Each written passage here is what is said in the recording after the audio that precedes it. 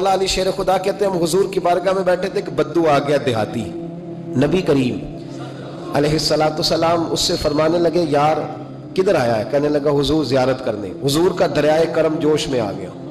जब आ गई है जोशे रहमत पे उनकी नजरें, फिर जलते बुझा दिए, फिर रोते हंसा दिए। नबी करीम अलैहिस्सलाम ने फरमाया उससे, देखना हुजूर ने खुद फरमाया, खुद नबी करीम हुजूर फरमाने लगे चल तू आ ही गया है ना, इस तरह कर कुछ मांग ले, अब तंगी ये दामा पे न जा, और भी कुछ मांग है आज वो माइल बकरम, और भी कुछ मांग। और कौन देता है देने को मुंह चाहिए, देने वाला है सच्चा हमारा, चल मांग ले कुछ। कहने लगा हुजूर वाकई मांग लूं? देहाती था ना, बद्दू था, ये जो सोच सोच के चलते हैं ना बेचारे इसी तरह रह जाते हैं। कहा वाकई? हुजूर ने फरमाया तुझे शक है कोई? कहा जो है मांग ले।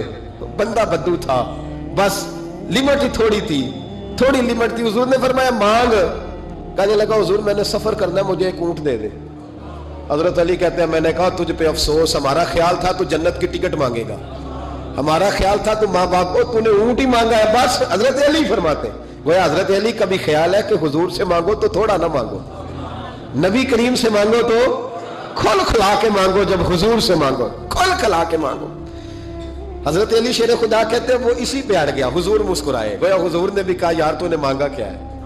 मेरे महबूब ने एक और करम फरमाया, कहा चल ऊंट तुझे दिया, कुछ और भी मांग ले, चल कुछ और, अब तंगी ये दामा पे न जा, और भी कुछ मांग है आज वो माइल बाता, चल मांग। और हजरत अली कहते हैं मैंने कहा अब सियाना बनेगा, अब ये कहेगा हुजूर 7 नस्लों की जन्नत, तो हुजूर ने फौरन अता कर देनी है। अब ये कहेगा या रसूल अल्लाह जितने बैठे सबके लिए ऐलान कर दे दोज़ख से आजादी का, जितने मेरी नस्ल में लोग हैं सबके लिए ऐलान हो जाएगा। लेकिन वो वहीं का वहीं रह गया, वहीं का वहीं, छोटे छोटे दायरे में ही। मांग ले। कहने लगा हुजूर और भी कुछ मांग लूं? ऊंट तो मैंने ले लिया है। फरमाया चल मांग ले। बंदा ही छोटा था, ये जो कहते हैं ना दे कुछ नहीं सकते, असल में इतने इतने ज़हन है बेचारों के, कासा ही कोई नहीं, तो इन्हें क्या पता क्या क्या मिलता है। ये तो उससे पूछे ना जिसको मिला है, और जिनको मिला है फिर कमाल ही हो गई है, खोल खिला के मिला है। और मेरे एक उस्ताद थे, तो उनसे एक शख्स ने कहा कि हुजूर फलाना मौलवी जुमे पे कह रहा था हुजूर कुछ नहीं देते। फरमाने लगे उसे मिला कुछ नहीं ना, हमसे आके पूछे हम क्या थे, मैं गलियां दा रूड़ा कूड़ा ते महल चढ़ाया साइयां, हमसे पूछे जिन्हें मिला है और किस किस तरह मिला है। नबी करीम ने फरमाया और मांग ले। कहने लगा वाकई ही देंगे? फरमाया हाँ देंगे। कहने लगा जी ऊंट दे दिया तो फिर सारे सफर का किराया भी दे दे, खर्चा भी दे दे, पैसे भी दे दे। हजरत अली कहते मैंने कहा ओहो कुछ नहीं पई, इसकी हैसियत ही नहीं, किधर चला गया। अब हुजूर ने खुद यहाँ महबूब करीम ने रोक के इरशाद फरमाया, हुजूर मुस्कुराए, फरमाया जा तुझे आने जाने का खर्चा भी दिया। अब जरा लफ्ज़ सुनना, हदीस तबरानी है। महबूब फरमाने लगे तुझसे तो हजरत मूसा के दौर की वो बूढ़ी अच्छी है। खुद हुजूर फरमा रहे तुझसे तो जनाब मूसा के जमाने की वो बूढ़ी। हुजूर कौन सी बूढ़ी? श्यामा कहते हैं हमारे कान खड़े हो गए, या रसूल अल्लाह कौन सी बूढ़ी, जरा मजार की बरकत देखें। नबी करीम अलैहिस्सलाम फरमाने लगे अल्लाह करीम ने हजरत मूसा जब हिजरत करने लगे तो फरमाया मूसा जब जाओ ना तो समुंदर के करीब या समुंदर के अंदर या समुंदर के किनारे, मुख्तलिफ लफ्ज हैं रवायतों में, हजरत मूसा का ताबूत, हजरत यूसुफ का ताबूत भी दफन है, तो वो ताबूत भी साथ ले जाना। ये तो अल्लाह ने बता दिया, पर ये नहीं बताया दफन कहाँ है। हजरत मूसा ढूंढते रहे, तो ढूंढने के बाद अर्ज की मौला ये भी बता दे वो कहाँ है। फरमाया नहीं, वो आपने खुद ही ढूंढना है। हजरत मूसा ढूंढ रहे हैं क्या? मजार। क्या ढूंढ रहे हैं? किसका? हजरत हाँ अल्हम्दुलिल्लाह, ये सुन्नत अल्लाह ने हमें दी है। हम जाके पूछते हैं बताओ हजरत ख्वाजा नूर मोहम्मद मुहारवी का मजार किधर है। हम साहिवाल खड़ा होकर पूछते हैं कि पाक पतन शरीफ जाना है, रास्ता कौन सा जाता है। ये नबियों की सुन्नत अल्लाह ने हमें दी है, हम ये काम करते हैं। हजरत मूसा ढूंढ रहे हैं और ढूंढते ढूंढते फरमाया मिल नहीं रहा था, लोगों से पूछा भी कहां है। और ये भी अल्लाह की हिकमत है, वल्लाह अल्लाह तो अपने नबियों के सामने सारे पर्दे खोल देता है, ये भी हिकमत है। कहां कहां है मजार?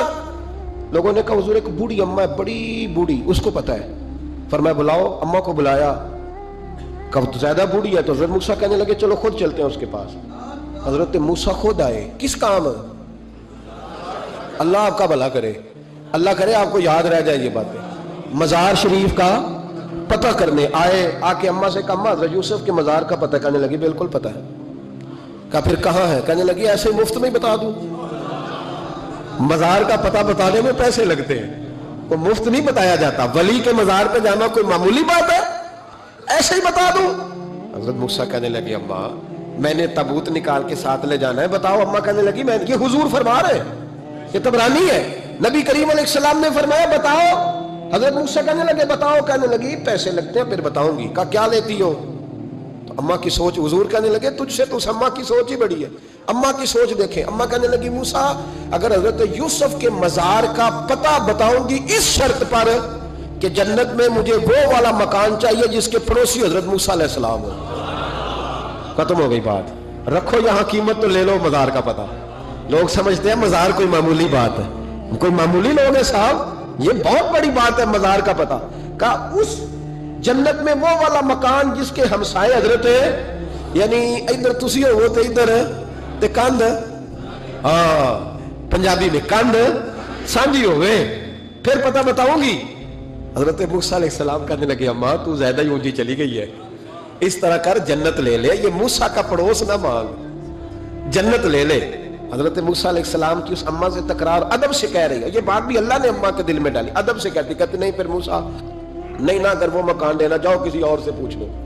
نہیں بتاتی، ناز سے بات کر رہی ہے. 3-4 دفعہ جب کہا نا تو حضرت موسیٰ علیہ السلام کہنے لگے اماں جنت دے تو رہا ہوں. جب اماں ڈٹ گئی لینا ہے، میرے نبی پاک علیہ السلام نے فرمایا اللہ سے یوں نہ مانگا کرو کہ یا اللہ چاہے دے چاہے نہ دے. فرمایا کہا کرو مولا تو ہی تو ہمارا رب ہے، تو دے، تو نہیں دے گا تو کدھر جائیں گے.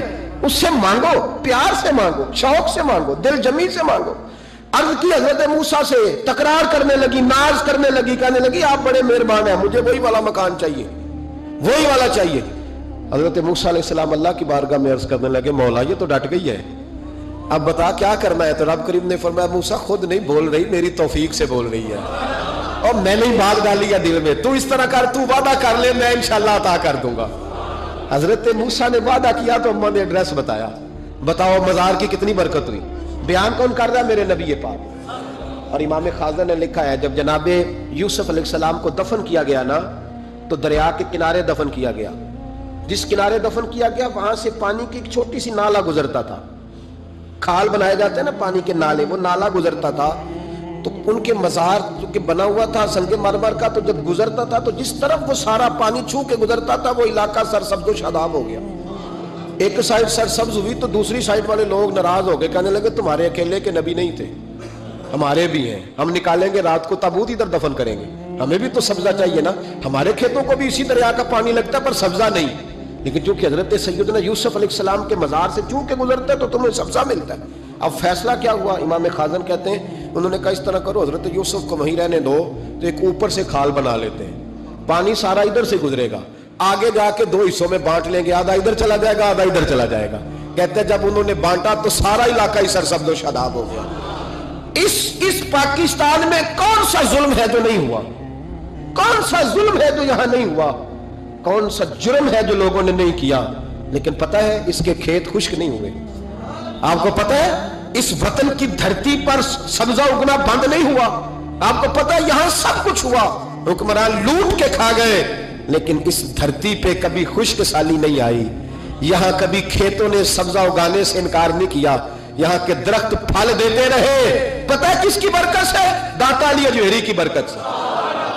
تم داتا صاحب کو بات کرتے ہو، یہ جو تیرے گھر میں پھل آتا ہے اور زمین اگاتی ہے یہ گنج بخش علی حجویری کی برکت ہے، یہ فرید الدین گنج شکر کی برکت ہے، یہ بہاؤالدین زکریا ملتانی کی برکت ہے، یہ محدث اعظم پاکستان کی برکت ہے، یہ میاں شیر محمد شرکپوری کی برکت ہے، یہ امیر ملت پیر جماعت علی شاہ کی برکت ہے، یہ ان درویشوں کی برکت ہے کہ ان کے مزار زمین پہ بنے ہیں تو سبزہ اگتا رہتا ہے، بہاریں ہوتی رہتی ہیں، پھول. تو ان کا شکریہ ادا کرنے کی بجائے مخالفت کرنے لگ گیا، تو الٹا بات کرنے لگ گیا. پڑھنا کتاب تجھے سمجھ آئے گی، تجھے مل کہاں سے رہا ہے. رب کریم تو ان کی حیا ہی بڑی کرتا ہے. ایک شخص مجھے کہنے لگے جی قبر کیا ہوتی ہے، آپ مزار پہ چلے جاتے ہیں. میں نے کہا تجھے آج تک نہیں سمجھ آئی؟ پڑھ ترمذی شریف، نبی پاک نے فرمایا قبر المومن روضۃ من ریاض الجنہ. مومن کی قبر قبر نہیں ہوتی، جنت کا ٹکڑا ہوتی ہے. ہم تو جنت کی زیارت کرنے جاتے ہیں، آج تک سمجھ نہیں آئی. اور یہ بھی یاد رکھو جس کا جس بزرگ سے تعلق ہوتا ہے وہ بزرگ اس کے ساتھ ہوتا ہے. پیر مریداں دے سر تے رہندے، او جھوٹے ہون یا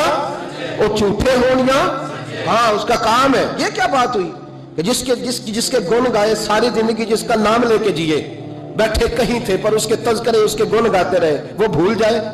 یہ کیسے ہو سکتا؟ خبردار، اللہ کے ولیوں کو کوئی خوف نہیں، کوئی غم نہیں. اور خالی انا کہہ دیا جائے تو بات پھر بھی مکمل ہے. بے شک اللہ کے ولیوں کو کوئی خوف نہیں اور نہ وہ غمگین ہوں گے. لیکن اللہ بیان کرنے لگا نا ولیوں کی شان. اس کو پتا تھا کہ لوگ بڑی بڑی باتیں کریں گے تو دو جملے کہے، الا بھی کہا اور انا بھی کہا. الا، خبردار، انا اولیاء اللہ ہے، خبردار بے شک جو اللہ کے ولی ہیں، لا خوف علیہم، ان پر کوئی خوف نہیں، ولا ہم یحزنون، اور نہ وہ غمگین ہوں گے. اللہ کے ولیوں کو کوئی خوف نہ وہ غمگین ہوں گے. اللہ کے ولیوں کو. اب اللہ تعالیٰ کو یہ بھی پتا تھا کہ سب نے لکھوا لینا ہے کہ میں بھی دم درود کر لیتا ہوں. مالک یہ بھی جانتا ہے کہ جو